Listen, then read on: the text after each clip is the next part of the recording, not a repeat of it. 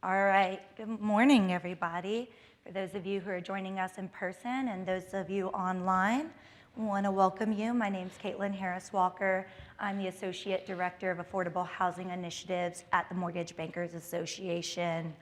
I'm joined here by today's experts who I will allow to introduce themselves very shortly. But we're here to talk about molding the homeownership message to millennials and Gen Zs. Uncertainty has been a reoccurring theme of the last couple years, and millennials and Gen Z who are looking to be potential home buyers are no different. They're continuing to experience some of these issues, and it makes them question a lot of their purchases and decision making. So we're going to talk a little bit about today about how we can change that narrative and get them more involved, get them more interested in housing, and connect them with the folks who can really provide the education, resource, and investment to help create their wealth and generational wealth to come. I'm going to start with Jung Choi. Would you like to introduce yourself? Good morning, everyone. My name is Jung Choi. I'm a Senior Research Associate at the Urban Institute. I'm very excited to be here.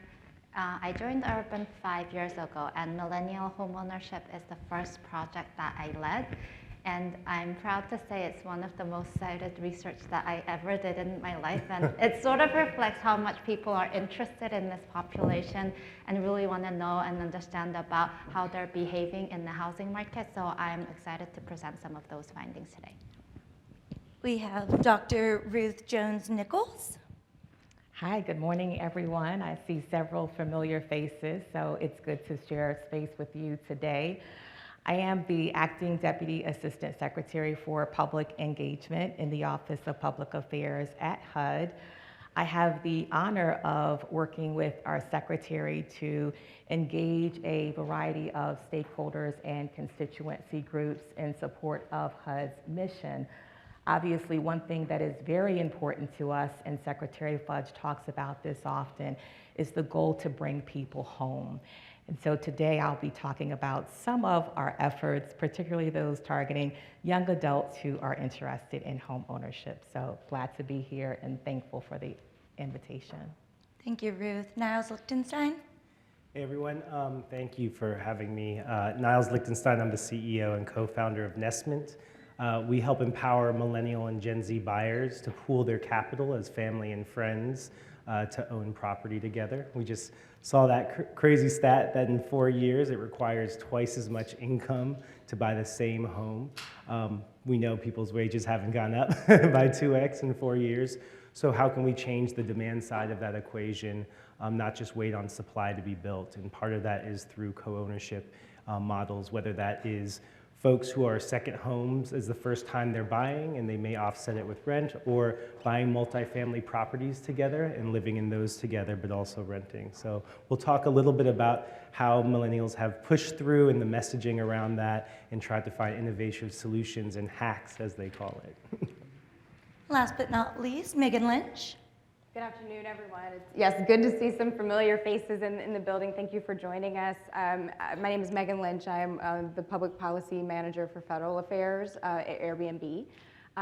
Prior to joining Airbnb, I actually spent several years as a communicator on Capitol Hill, and then I moved into the Biden administration, where I worked closely with Ruth and the HUD team in helping get Secretary Fudge's operation stood up in the early days of the administration as her press secretary. So I'm looking forward to talking a little bit about that work, but also some of the work that we might be doing at Airbnb as it relates to this topic.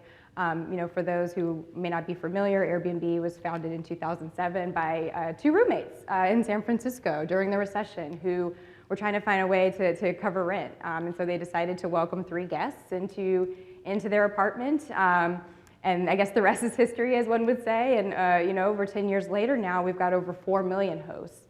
The average host that's listing on Airbnb is earning about $14,000 a year. And so that, as we all know, that's about 2 months worth of extra income for a median household. So it can really be impactful when we talk about how can homeownership be sustainable, and how can people use their spaces creatively in the future of the way that we live. So again, thank you for the invitation, and look forward to a lively discussion. Thank you so much. Before we dive into a deep discussion around some of these issues, Jung mentioned her research and how excited she is to be working on it, and I'm excited to hear more about it. So she's going to set the stage with some data on millennials and homeownership and some of the key areas of barriers to addressing homeownership for these younger generations. Thanks, Caitlin. I'm gonna stand up and today I'm mostly gonna focus on millennial homeownership, but then we all know that Gen Z is also entering into the prime home buying age, so they're mostly in their early 20s and mid 20s, but most of the data here today will focus on millennials and how they differ from the prior generation. So I think you probably be familiar with this graph that shows that millennials, when it comes to homeownership rate, the numbers are significantly lower than the prior generation.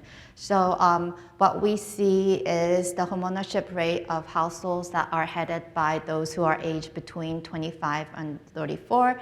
And we see that especially in 2015, the younger adults homeownership rate was only 37%. And compared to prior generation in the same age group, that number is about 15 to 10 percentage point lower. So in the past couple of years, we have seen some of the pickup in the millennial young adults homeownership rate. So currently, they did enter into home ownership as the interest rate became historically low, and there was some recovery in the economy. So it's currently around about 42%, but then compared to the prior generation, it's still substantially lower. So what is not showing in this homeownership picture is household formation.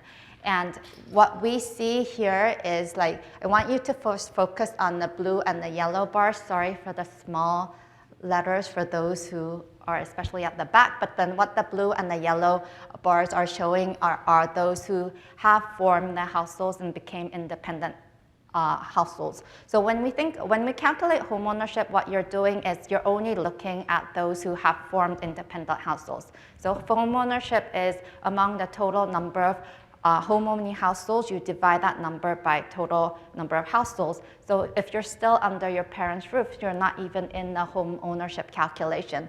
And what we see from this graph here is that the share of those who are not either a head or a spouse of the households, but still living with the parents, have also substantially grown over time. So currently these, the gray area and the black area are those who are living under the parents' roof, and that is still about 20%. So there has been slight declines from 2015 to 2020, but we still see that a substantial number of younger adults currently are now delaying their own household formation and living with somebody else under their roofs. And so we did think about how the long-term impacts of living under the parents' roof will have in the future years. So what we've done previously was look at those who lived with the parents between age 25 and 34 and looked at their home ownership and their headship rate, which is the household formation rate 10 years after, and compared to those who were either renter or a homeowner of their own in the same age. So what here in the left shows that still after 10 years after living with the parents, those who lived with the parents in the blue bar are still significantly less likely to be households head compared to those who moved out of their parents' households and either rented or owned a home between ages 25 to 34. And we also see that we first thought maybe like they would eventually catch up, because if you're living with your parents during that period, you're actually saving rent. So that could actually maybe help you to pay for a down payment 10 years later, but we're not really seeing that in the data. 10 years later, they're not only less likely to be household heads, but then they're also less likely to be owning a home compared to those who rented or owned a home 10 years before. So why is millennial homeownership so low? There could be multiple reasons behind this, but then I think there's less story about preference, but then I think like 5 years ago when I first started this research, there was a lot of saying in the media, well, millennials are different. Well, they may not be they may not have strong desire to pursue homeownership compared to the prior generations. But then multiple surveys found again and again, millennials are as likely to desire homeownership than the prior generation. And the study by the Fed actually found that it's not the preference, it's actually the lack of financial resources that are real barriers of millennial entering into homeownership. However, before the pandemic, we did find that millennials, especially those with higher education, they were more willing to live in the higher cost areas, in the course, and also downtown urban areas than the prior generation. But then if you think about it, these are the areas with better job opportunities and more better amenities. But then these are also the areas that have experienced a huge increase in housing costs, especially because of the lack of supply. So by moving into an area that gives you a better future opportunity, millennials are also sacrificing the likelihood of becoming a homeowner. And second thing that we looked into was the shift in demographic and socioeconomic characteristics. As we know, millennials are more racially and ethnically diverse, and sadly, in this country, people of color still have significantly lower homeownership rate than white households. And also, millennials are more likely to delay marriage and having a child. So this also affects their lower homeownership rate, but then our research finds that even after controlling for all these factors, younger adults still in the current period still have significantly lower homeownership rate than the prior generation. And we actually find that the homeownership rate for all race and ethnic groups dropped between 2000 and 2021, and we saw actually the greatest drop among the young adults of color. And millennials also experienced Great Recession, so a lot of them were in their not only in their prime home buying age, but then also were entering into the labor market after graduating from college. But then this was when the unemployment rate soared. So in 2010, unemployment rate of young adults were shot up to 10%. So it was really difficult to move out of the parents' households because what was going on in the labor market. However, the unemployment rate currently has come down a lot. So as of 2019, before the COVID, it was around 4%.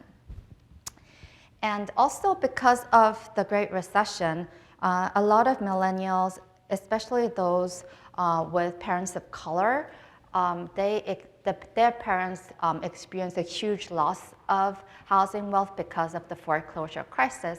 And we know that a lot of young adults actually get financial support from their parents when they first access homeownership, but many of them couldn't really get those financial support because also their parents also kind of was affected by the Great Recession and really couldn't afford to support their children accessing homeownership via down payment support. And there has been a lot of talk about the role of student loan debt. It's much more complicated than what it seems, but then, well, just one fact is that student home loan debt has increased significantly for younger adults. It was around $4,000 in 2021 on average, but it soared up to more than 3 times in 2016. So it does impact young adults' DTI ratio, which also is a barrier of accessing homeownership. And we know that the current housing market, the main reason of the high rise in home prices is because of the lack of supply. Especially before the pandemic, we saw the home prices rise more for the lower tier priced homes, so more affordable homes increased more faster because developers were more concentrated in the higher end of the market as the building of homes became more and more expensive. So for young home buyers, it was really, really difficult to find an affordable home that they could purchase. And the credit also tightened following during the Great Recession. So with a similar level of credit scores, it was more difficult to access the mortgage because of the tightening of the credit market. So what does this all mean? So this is my final slide before I turn it back to Caitlin, but our research finds that the age of buying the first home really, really matters in terms of future housing wealth. So we heard a lot that homeownership is one of the most important tools of building wealth in this country, and also the age of buying that home really, really has a big impact on how much wealth you are able to accumulate at the age near retirement. So here to the left, what you're seeing is that you're seeing the median housing wealth at age 60 and 61. And then the yellow bar here is the median value of the first home. And this is all inflation adjusted dollars, so these are comparable numbers. But then we actually calculate those numbers by the age that the person bought the first homes. And what you see is that, for example, those who bought their homes between 25 to 34, you can see that the blue bar is the highest. So they have the greatest housing wealth at the age near retirement. And the second is those who bought their homes before age 25. So, but then those who bought their homes after age 34, their housing wealth is substantially lower than the early home buyers. And what you also see is that despite the fact that those who bought before age 25, at the youngest stage, they have slightly lower median housing wealth near retirement than those who bought between 25 to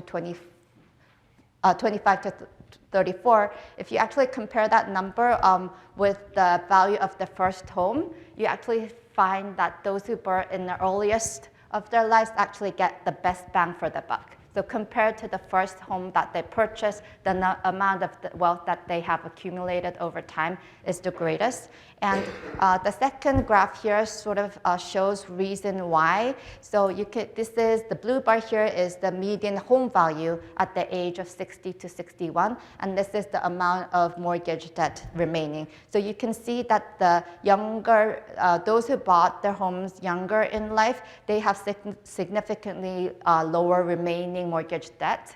That's why they have higher wealth, and they also live in more expensive homes. So they were able to invest up through their lives. But then those who bought later in life, they still have significantly more debt to pay off, and then they also live in a relatively lower priced homes. So this indicates that because many millennials are having trouble to access homeownership earlier in their life, this is going to have a long-term implication on their future lives, especially at the age after retirement when the financial stability gets worsened. So this is a long-term problem in this country, and also we know that homeownership and housing wealth transfers from the current generation to the future generation in terms of down payment assistance and all those things. So this can also have a even longer term impact on the future generations to come. And I'll stop there. Thank you very much. Thank you, Jung. And we'll be taking some questions at the end. So if you have any, go ahead and note them down and ask them a little later. I think some of the points that Jung mentioned is some of the reasons why millennials are hesitating or delaying purchasing their first home. But a lot of that is changing how we market and message the benefits of homeownership. As Jung pointed out, it's the #1 way to build generational wealth. And there's a way that we can start connecting to them, but we have to pivot how we have been doing that.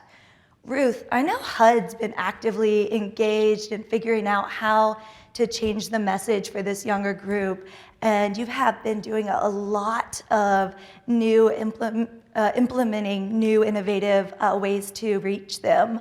I know people who've joined your recent HUD house party from both the practitioner side, the consumer advocate side, but also a variety of future home buyers. Can you share a little bit about the house party and why it was really able to connect with some of these younger generations? Sure, thank you for that question. And let me just start by saying when I was invited to present as part of this panel, I questioned if it was the right invitation because I am not a communications professional. I am actually a social worker by training. I have an MSW in social work. I have a PhD in social work. I'm not a clinical social worker. I'm a macro social worker, but I am not a communicator. And so when I think about this house party and how it came about, I want to just share that I'm a social worker. So take my comments in context. The secretary said to our team, we have done a phenomenal job of reaching a variety of stakeholders and sharing key messages about what we're doing to make home ownership possible. We've been able to get the message out to our housing counseling partners so that they can share the message with the individuals they serve. We've been able to share the message with trade associations. We've been able to land media placements, right?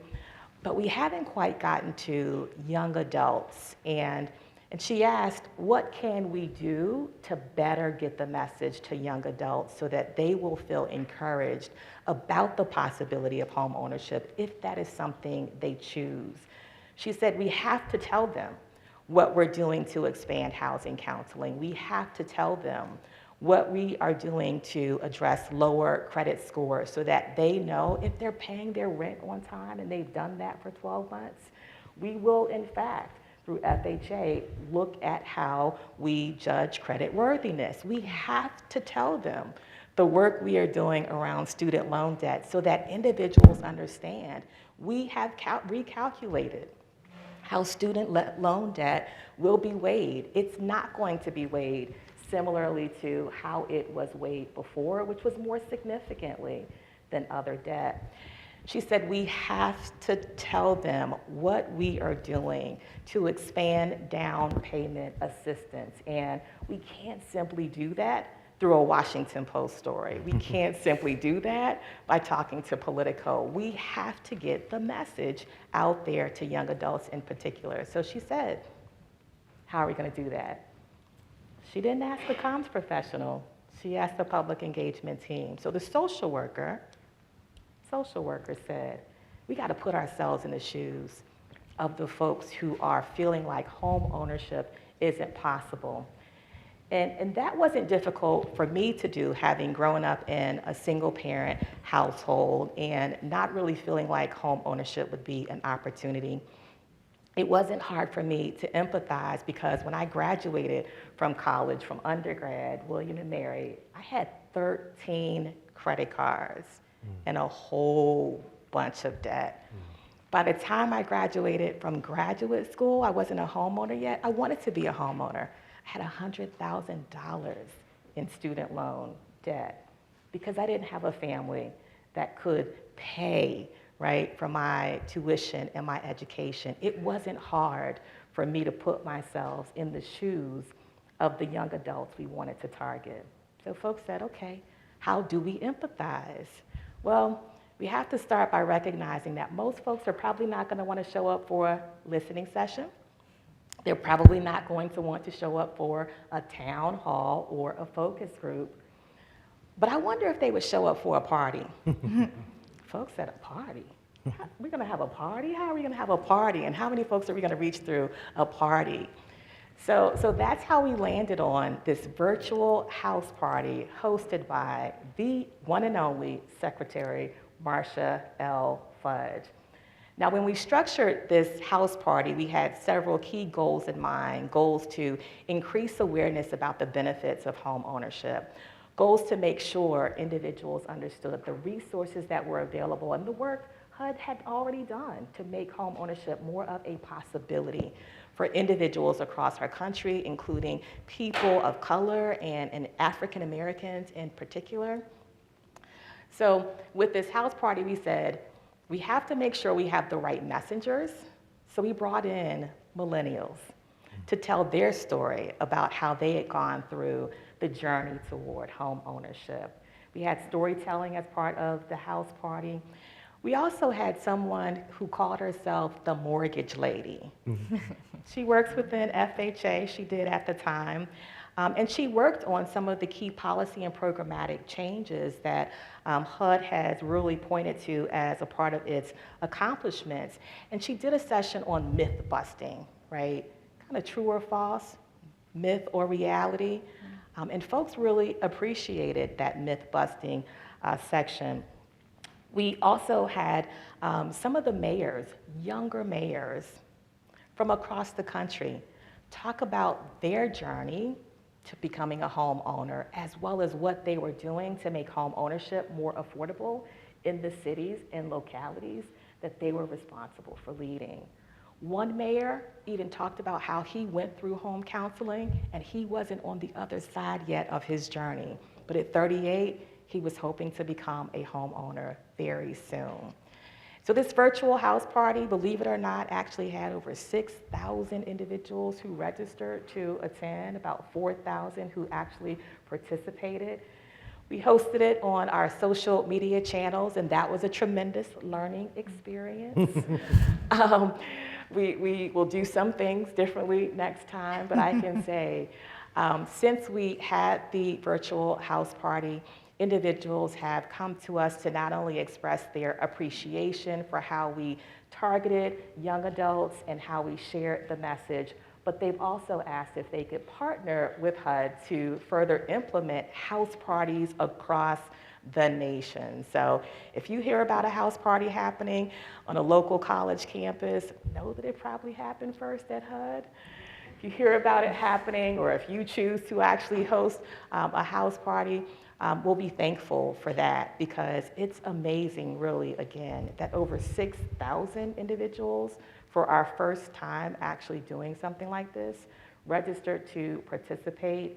But it was about targeting the audience, making sure our goals were very clear, making sure the messengers as part of the house party matched the message, and then making sure the event was available in such a way that would allow individuals to receive the information we wanted to share. So virtual house party hosted by Secretary Marsha Fudge. It was the first, but it won't be the last.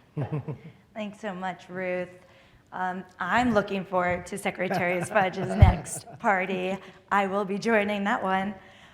So let's real quick move away from homeownership. We know that there's a lot of benefits towards homeownership, which we've already covered, but there's some folks who either can't become a home buyer because of things like affordability, availability, resources, education, but some folks just want to be a renter. Niles, could you talk about some of the barriers that I just mentioned of why they are staying as a renter? And Megan, could you perhaps talk about some of the benefits of just renting and why folks are enjoying renting, particularly those younger, in this very virtual employee lifestyle who want flexibility, particularly the younger generations? Sure. So what are the barriers to why people are maintaining the rent? Is that the question? Yes, and what products are out there? I know that you're working on a lot of those. Yeah, so what was interesting was, you know, this is my third startup, and this was a market looking for a solution versus a solution looking for a market. And there's something very powerful about that. One of my best friends said to me, I had to choose between a mortgage and having a kid. And I know we live in the Bay Area, and it's a really expensive place, but this was for a humble, less than 1,000 square foot home in the East Bay where I grew up, right? And that notion of I had to choose between having a kid and having a mortgage just hit me on a whole nother level. And so in my personal life, I had been raised by a single immigrant mother, and we rented out the rooms of our house. We were fortunate to have a house that my dad left behind to college graduate students at UC Berkeley. And that's what paid the mortgage. And looking back, my brother and I talk about how that was such an important stability, and it helped her because she had no job and no community support when my father passed away, really helped her in life in general. So when I had made a little bit of money, I wanted to help out my friends and family who didn't have generational wealth through housing. So we started with a multifamily in Oakland, made it a TIC, then turned it into an LLC. And then after 10 years, they were able to refinance and get checks that went towards their primary. So looking at how important it is early on, as Jung said, is really important. So during the pandemic, I just couldn't get around, like every bar, every dinner party was, hey, how can we own together, right? How can we find and make this happen?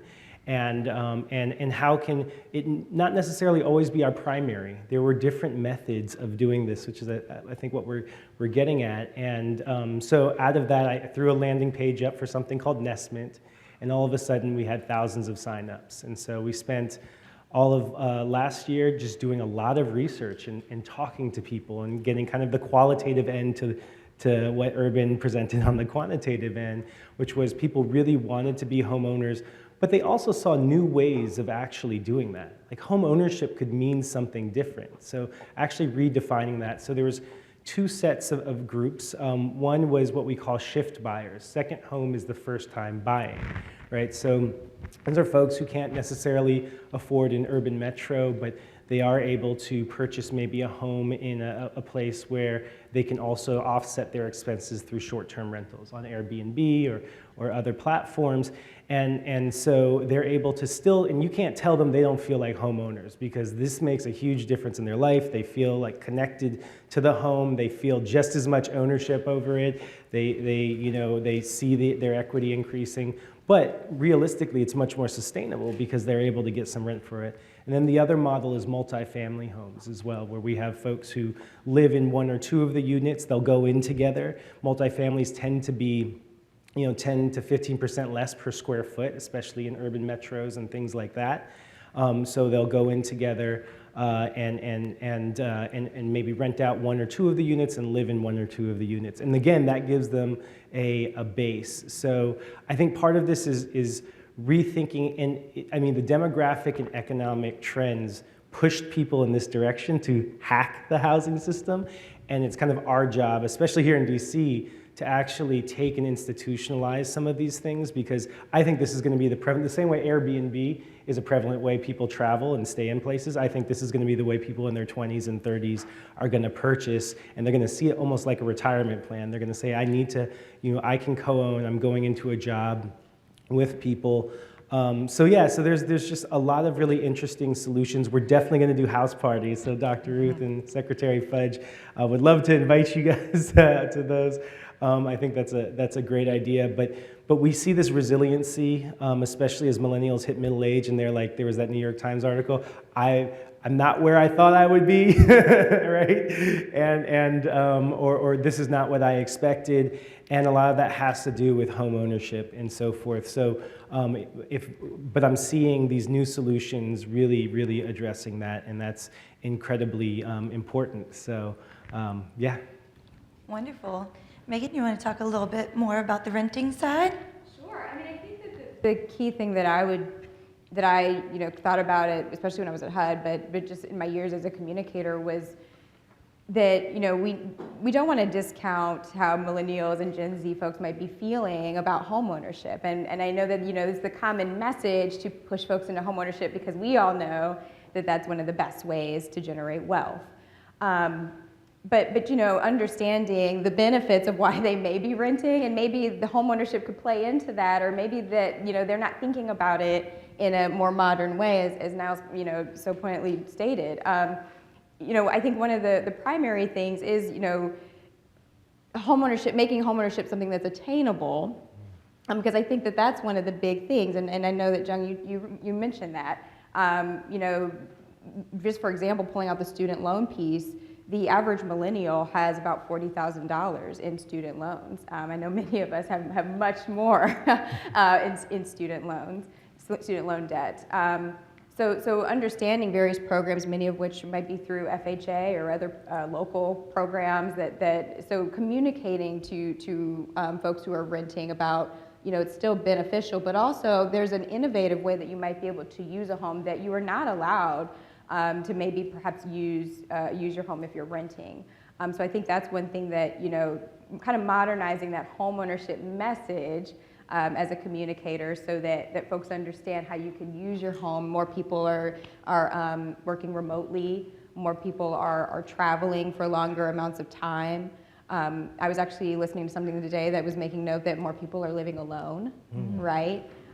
So if you're living alone, you might have more space to share the space, or you might not be as incentivized to buy because you don't need all that, extra space with a home. But thinking of platforms like Airbnb or just innovative ways, as Niles mentioned, to use that space to drive additional income and have a little bit more flexibility and actually a backup plan if, for instance, like we saw with the pandemic, Airbnb's hosts, 30% noted that they had either had pay cuts or layoffs during the pandemic. And so a lot of them were saying like they really relied on being able to utilize the platform in that way as, that extra income that we talk about often. Kind of that side hustle vibe that millennials and Gen Z folks talk about all the time.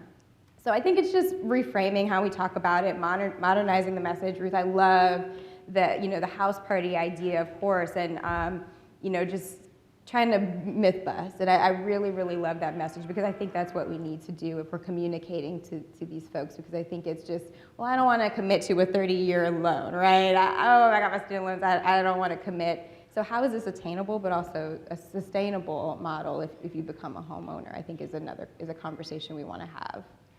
Megan, continuing on that thought about sustainability, maintenance and preservation of housing is what's so important about getting to generational wealth or wealth creation for small businesses or individuals through Airbnb or similar opportunities.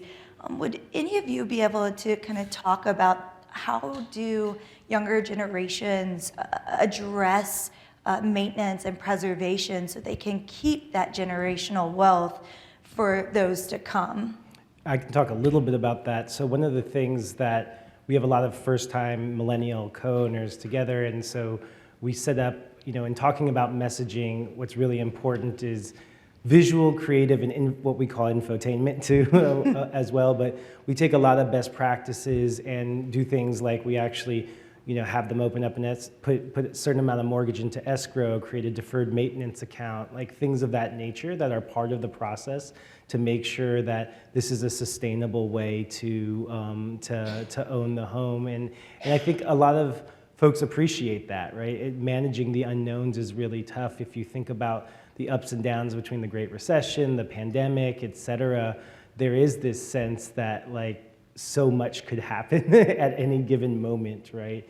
And so if you can help people kind of manage some of the unknowns, especially around the large kind of purchase like that, I think that really helps a lot, so.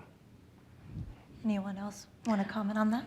Well, I'll comment indirectly, and this comment will be in part based on something that someone in the room shared with me. I think a number of individuals have not necessarily received education in their homes about how to manage finances. That was certainly the case for me. It's almost assumed that you're going to know about budgeting, you're going to know the importance of savings, you're going to know all of the things that would help you maintain and sustain your home once you become a homeowner. Because we know that is not the case for everyone, no matter what your socioeconomic status is, or race and ethnicity, we have worked really hard through our housing counseling programs to ensure that financial education is a core aspect of what happens during that home ownership journey. And Marcia Griffin said to me, we say housing counseling. People don't want counseling, right? Financial education. what are you assuming about me, right? So even that message has to be changed. That narrative has to shift. For many, home ownership is a dream and an aspiration. We start there, right? We don't necessarily say that people need education or they need counseling. So I think through the work we've done in partnership with various organizations across the country, we've been able to help individuals understand, again, the importance of credit, savings, banking, so forth and so on, in order to sustain and maintain homes once you become a homeowner. Absolutely. May I add one thing to that? One of the things, the messages that resonate a lot that we've been crafting with some of our folks is this notion of, and I think this is true, maybe Jung, there's some data around this, but we hear a lot about meaning over material and lifestyles over listings, right? And so, and what I mean by that is that how is this home and the financial stability and sustainability about a lifestyle and an experience that you want to create for yourself, right? And so tying it to those very kind of, intangible things that especially a younger generation really is associating with is very helpful. So when we're messaging things, yes, there's dollar figures, there's amounts, there's programs, but what does that actually mean for the life that you're trying to lead and aspire or dream to, as Dr. Ruth said. So. Absolutely, thank you for that. Kristen Messerly released a report for 2023 on next-gen home buyers, and she said something along those lines. She found that 56% of next-gen, being millennials and Gen Z, said that the reason why they're not buying is because they lack that financial support and advice that you've talked about. And that lack of knowledge is one of the top reasons why the next generation isn't buying housing. So we've talked about some of the myths, we've talked about some of the benefits around home ownership, but what we haven't really talked about is not just the message of what those are, but how and through what are we messaging and who is providing that message. Because we know a lot of the younger generations, especially minorities, have a lot of fear in that trusted institutions or in the institutions that they don't trust, whether that's baggage from 2008 or maybe just having family members who've lost their home or foreclosed. I think that it's so important of not just the message, but who's driving that message. We talked about some of the housing counselors, but to your point, Ruth, that might be a turn off. They might be worried that homebuyer education or financial counseling looks negative on them. So how can we not only change that message, but how do we pivot to make sure that they're receiving it from the right messengers? I can jump in. I mean, just to build on some of the data you just shared, and we know that I think it's like 60% of women got any kind of had any kind of financial conversation growing up, whereas I think it's like 75% of millennial men. So it's even worse among women and even worse among people of color in terms of being knowledgeable and therefore being intimidated by the idea of embarking on the homeownership journey. So I think it's, as a former communicator, I would say that one of the things I'd always try to keep in mind, not just with homeownership and housing, but on any issues, as working for members of Congress, you kind of run the gambit of whatever you're focused on. But it's always the audience that you're trying to reach. We all need to keep in mind, like, the person on the other side of the table is thinking, what's in it for me? And is this a conversation that I'm able to follow? So I think it's so important to have conversations that make this discussion relatable, and so it's so great that we are now having a conversation like about, student loan debt is on people's mind, having children, that's on people's mind, and they don't want to commit to a mortgage that might tie them down when they've got these other life events happening. So I think it's thinking about what's in it for them and making and delivering a message in plain language, right? But I also think it's about pushing the envelope on where we show up. and have these conversations. Ruth, you mentioned like we can't have this conversation in the Washington Post. Love the Washington Post, no Yes, shade. yes. But like we can't have these conversations in the Washington Post and think we're going to reach a large group of Gen Z readers or listeners or audiences. So we need to make sure we're studying and understanding where they are and meet them where they are. I know that is something that I've always tried to be conscious of when I've worked with principals.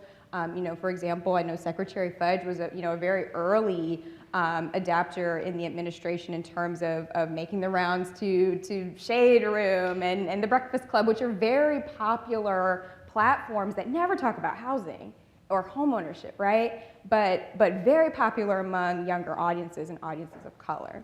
So you are then breaking through, and there was so much feedback that I remember she got from folks saying, I didn't know housing counseling existed.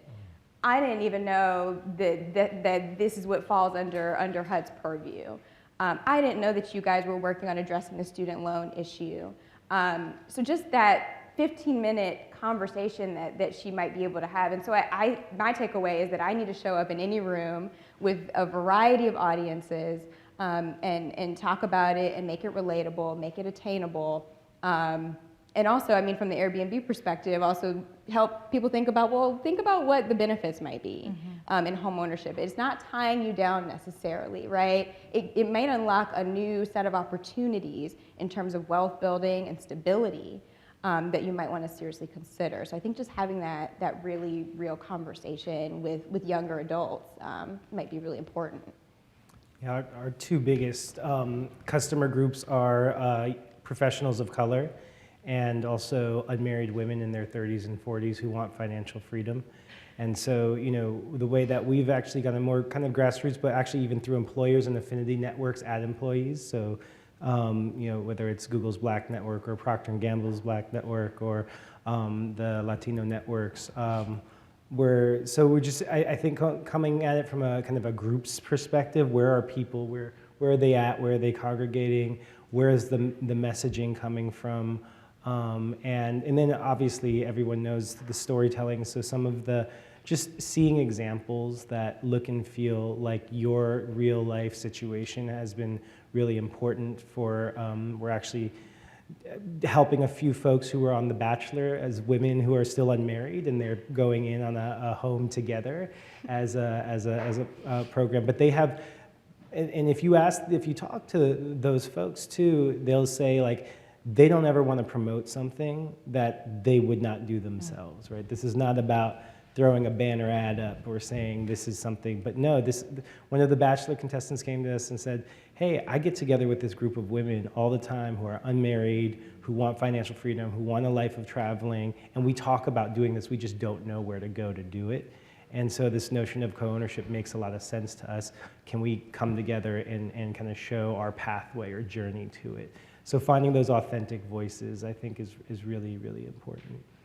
And how do we reach a wider audience? I think it's so important when we're having that one-on-one discussion or 6,000 people showing up for the party, but there's also so many more who are either leaving college or expanding their career, starting to look into home ownership. How do we expand that message, and what are the channels we can reach these younger generations on?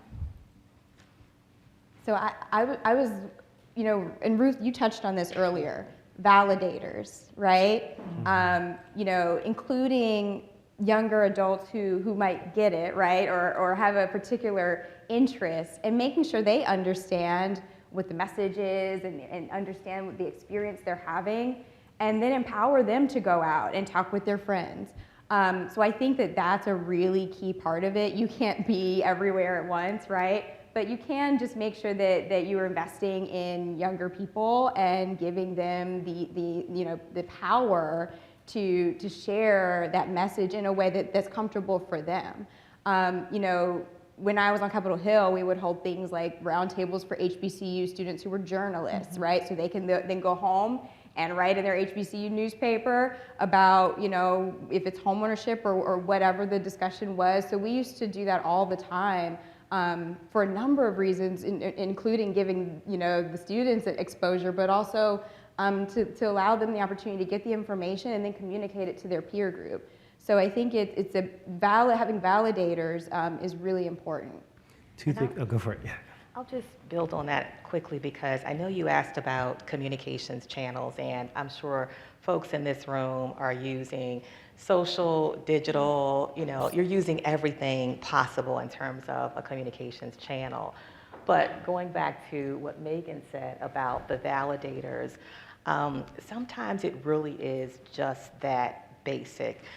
During the house party, we had a former DACA recipient talk about her journey to becoming a homeowner, and her story was very impactful and people responded favorably.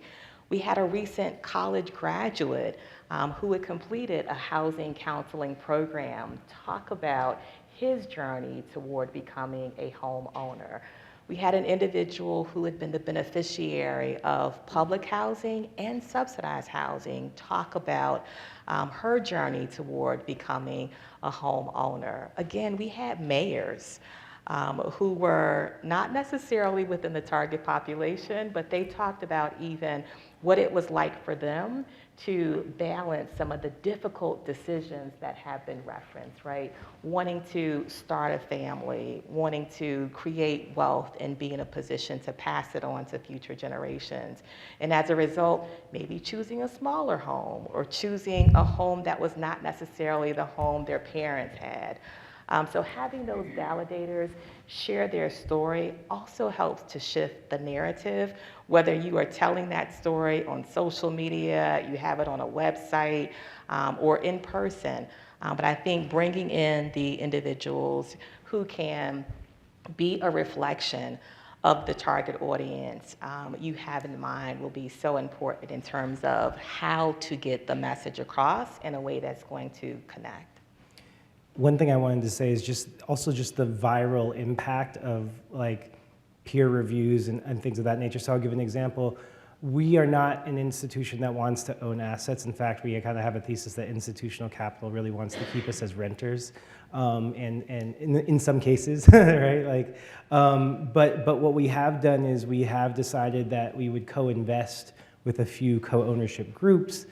But part of the deal is once we've gotten them set up, they're a homeowner, they're managing their property well, that they'll open it up to their network and say, hey, I have a portion of this available.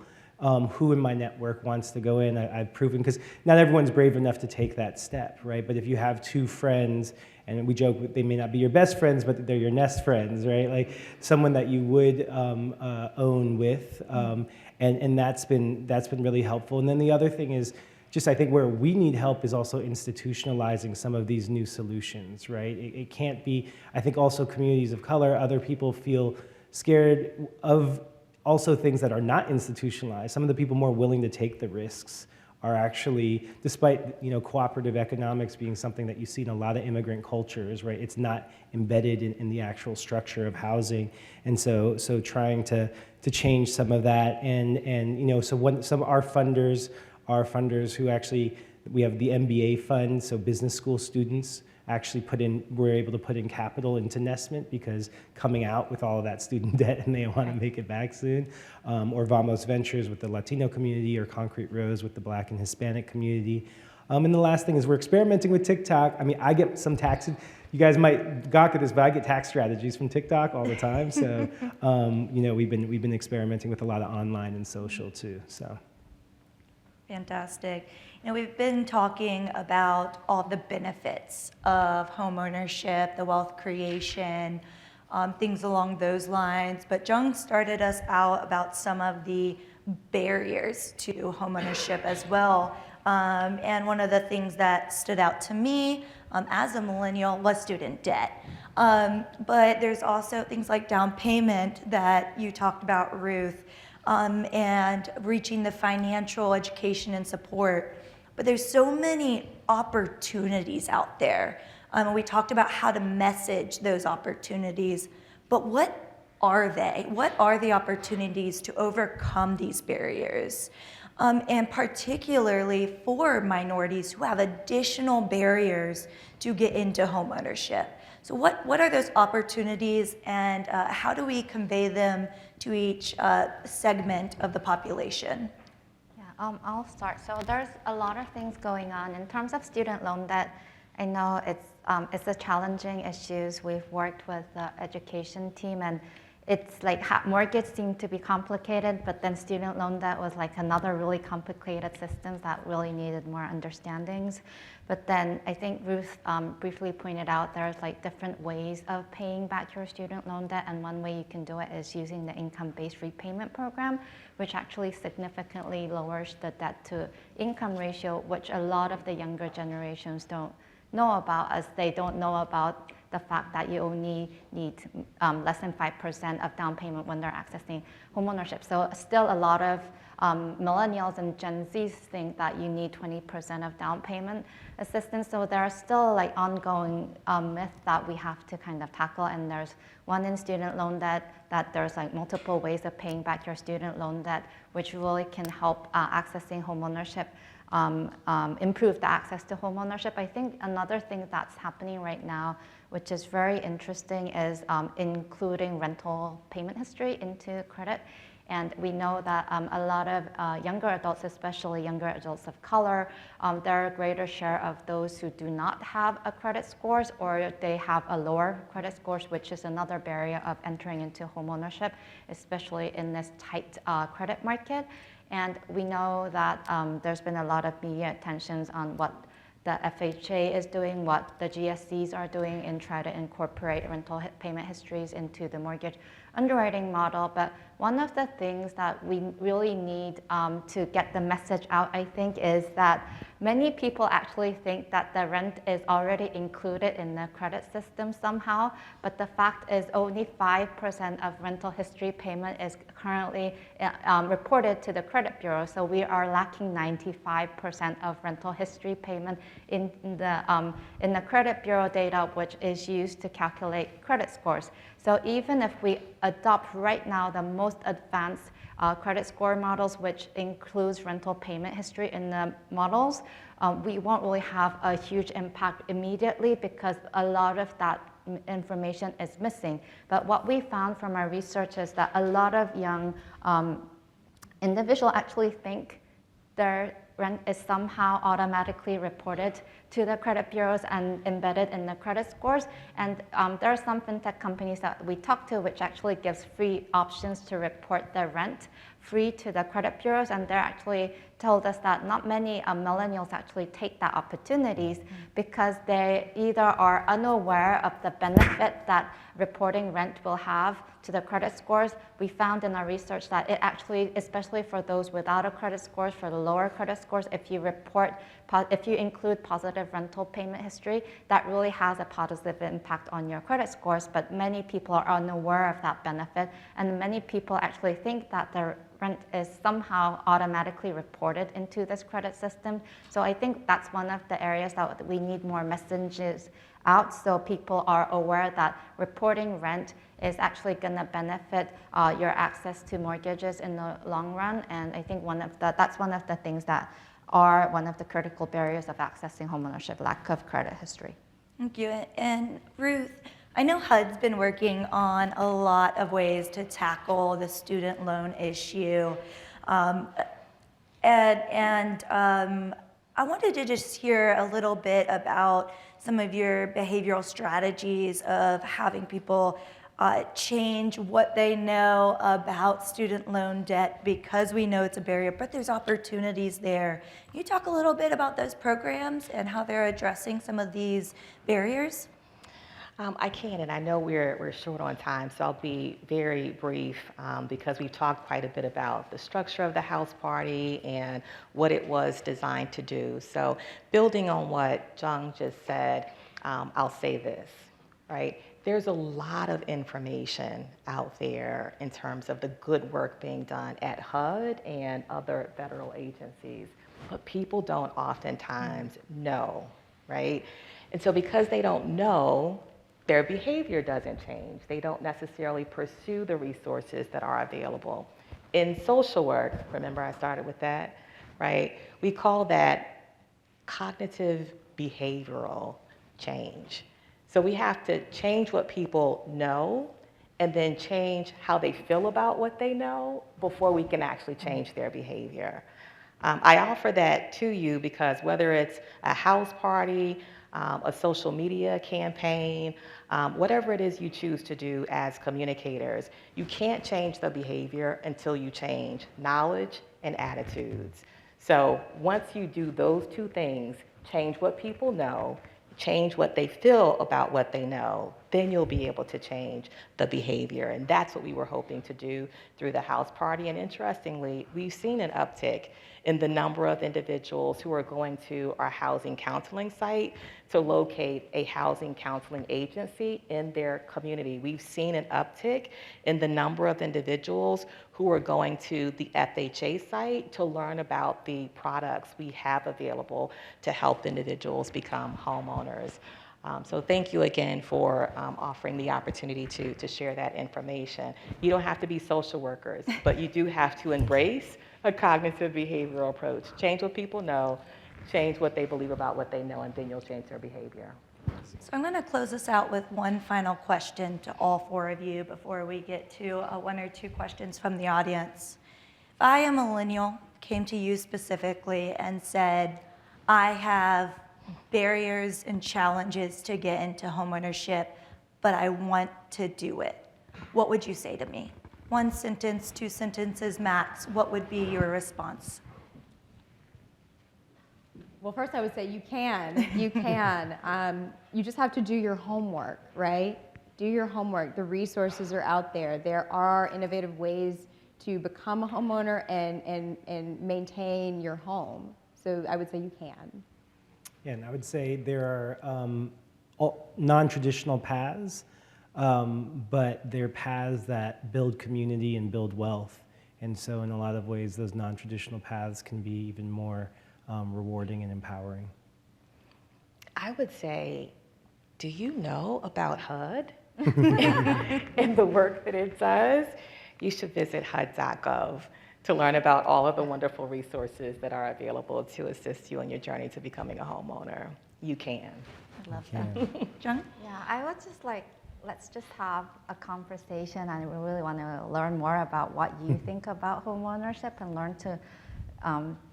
learn about what you want, and then I'll kind of like help you to navigate all these cool information that exists out there. I appreciate that. Well, it looks like we have time for maybe one or two questions. We have someone right up here in front. We'll get to you.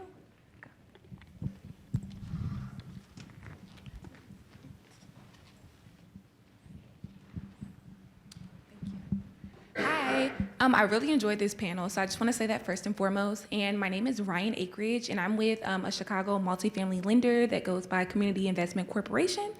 So I had a quick question, and I think you guys covered a lot of this.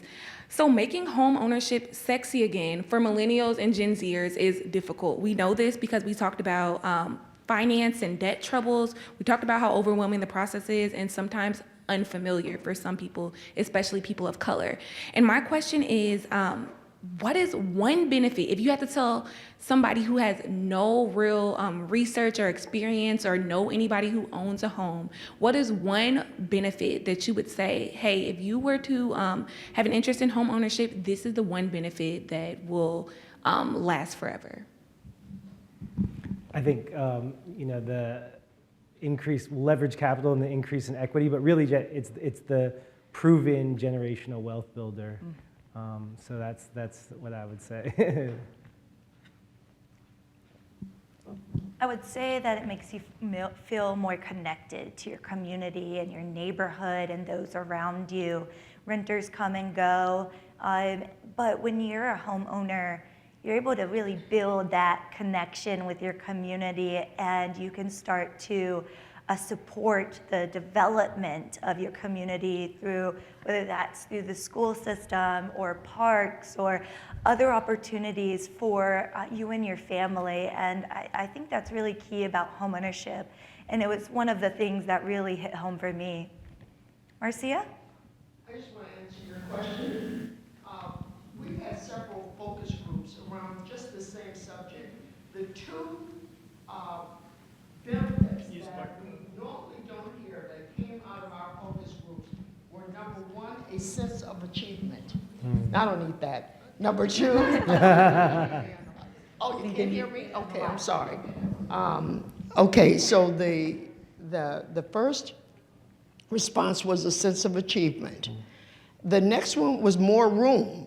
Now, we never even think about that. Right. But the whole issue of more room.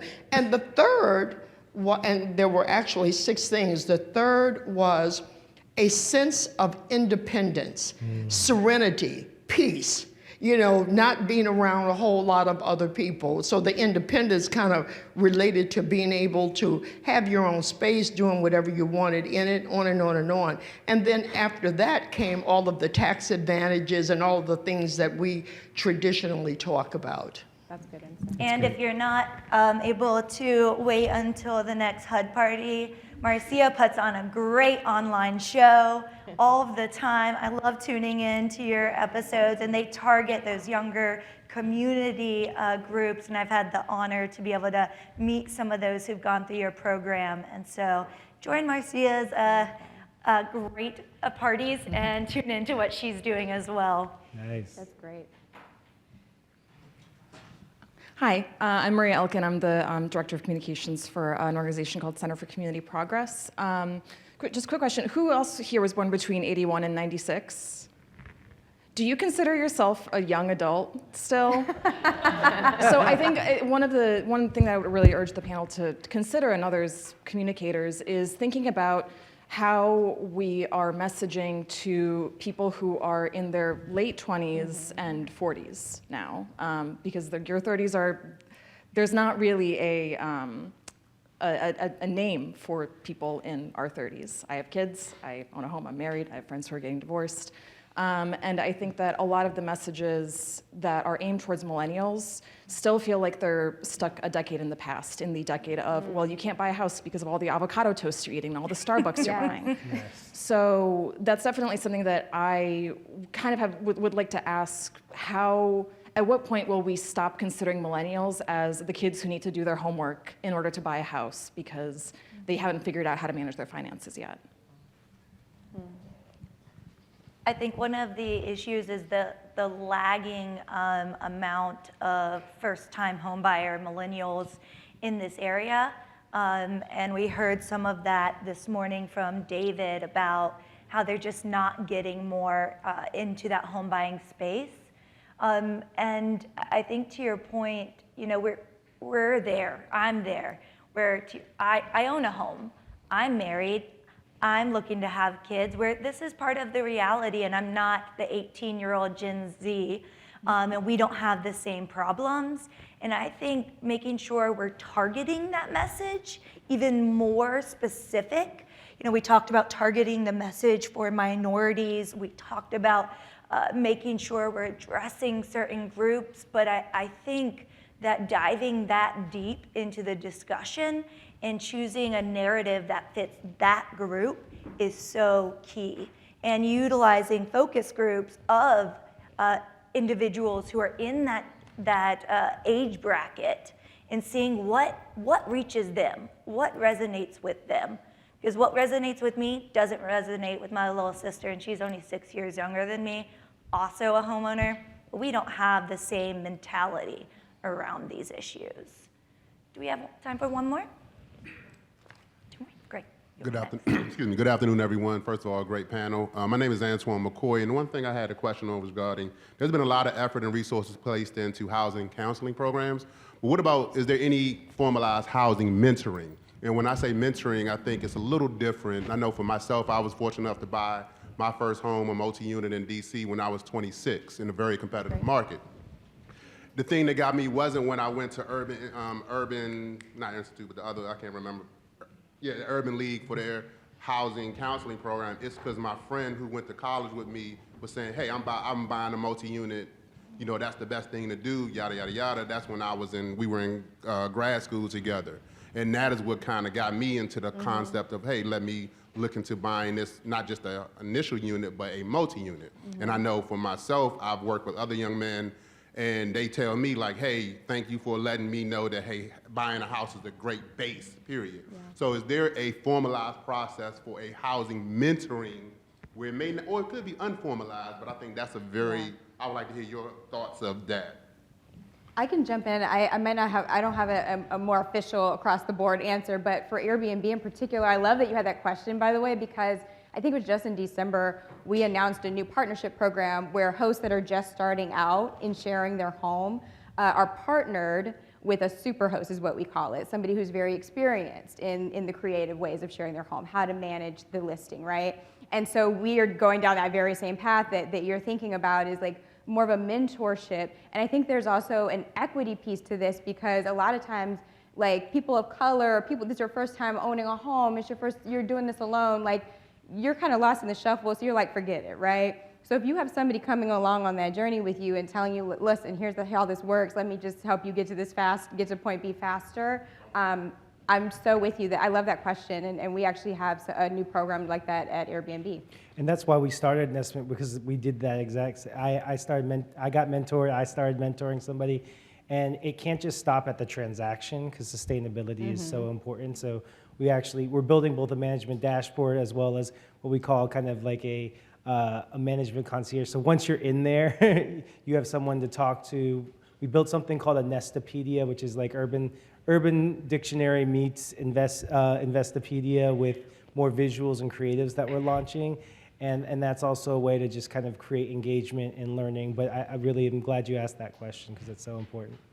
I'm glad you asked the question as well. I can't say that we have anything like that in place at the federal level, but it is certainly an idea that I would be happy to take back to our team and socialize. In fact, one of the reasons why I moved toward home ownership, personal story, was because my friend 25, 26 years ago went through a housing counseling program here, and she said, join me. And she lives in DC. She's almost finished paying her mortgage. She has $600,000 in equity in her home. And so having a mentor can certainly make a difference. And again, I'll take that back to HUD. Thank you. Yeah, and that's kind of what I was talking about earlier, when it was making sure that you have the right folks delivering the right messages. And I think that's where trusted advisors come from, whether that's at church, whether that's in your neighborhood, friend. I think having those trusted advisors who are sprinkled throughout the community, those who are already reap the benefits or continuing to reap the benefits of homeownership, giving themselves a larger platform and stage to share that information, because it's so beneficial for younger generations to look at those ahead of them who have managed to accomplish these things, and they can aspire to that. So I think having those trusted advisors where you meet in the community is so key. Oh. Hi, I'll be fast. I think we're at the end of our time. My name is Nicole Martin. I'm with a regional lender here in DC, Maryland, and Virginia, and we lend to the people that you guys speak to. So great work. Your communications are working. We get the folks through. We get folks that want to. They're aware of homeownership. They know the generational wealth benefits. My question to the panel is, do you all have formal solutions or programs for how to find a lender? Because once they're approved and they have their money and they know about the community program, you more often than not have to find a market lender who will not talk you out of it because there's shark-infested waters between approval and keys, right? So do you guys have like a formal program or product or group or list of people, maybe a HUD list that won't talk folks out of using the programs that they qualify for to actually get into homeownership? Yeah, I'll weigh in just very quickly. Again, we have so many resources available at HUD.gov, and with the housing counseling resources in particular, a lot of the lending partners are amplified at that level. And so for individuals who are interested in connecting with resources, HUD.gov is the place to go. I'll go back though and also look and share with this group.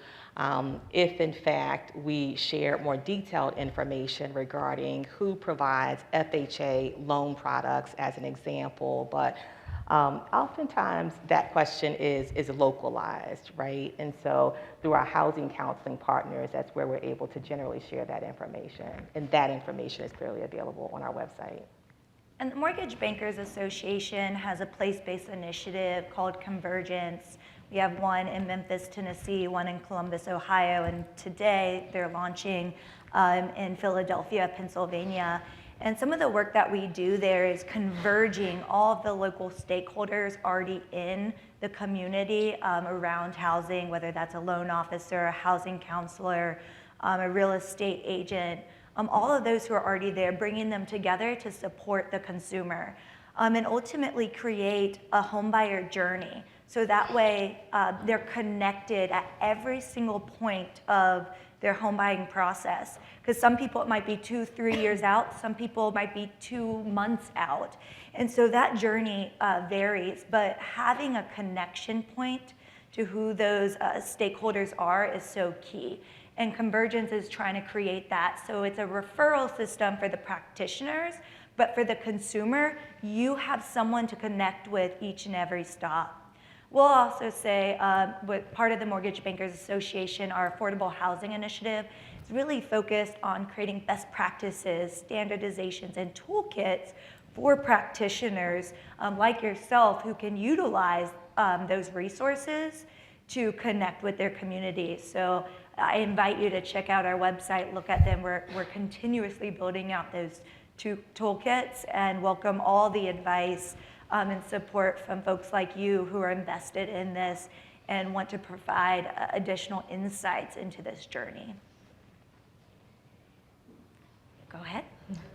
So I want to affirm what Marcia said. We had a 22-year-old with $35,000 income. He only paid $2,900 out of pocket. And ABC covered it because we helped him with $115,000 of down payment assistance. And he said it was that sense of achievement, right? So I do want to reinforce that when millennials get access to resources, they're definitely interested in homeownership. I wanted to just raise to your attention that we've been at this space for over 20 plus years, but it was only when Bank of America rolled out their program and they, with their special purpose credit program, and basically the product itself was good, but they also equipped and empowered all their loan officers versus like 1 or 2 like community lending officer, and they were the boots on the on the ground. We never, again, the past 20 years, have ever received that number of calls. So I just want to bring that as a potential policy advocacy or something like that that could maybe help spread the word beyond all the social media, the house parties and things of that nature.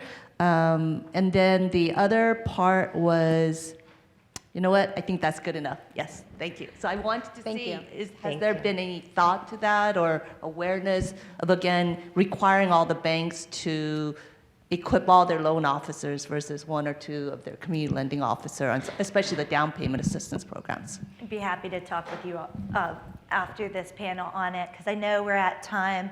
Appreciate all of you attending in person and online. Thank you to our fantastic panelists and all their wonderful insights they shared with us.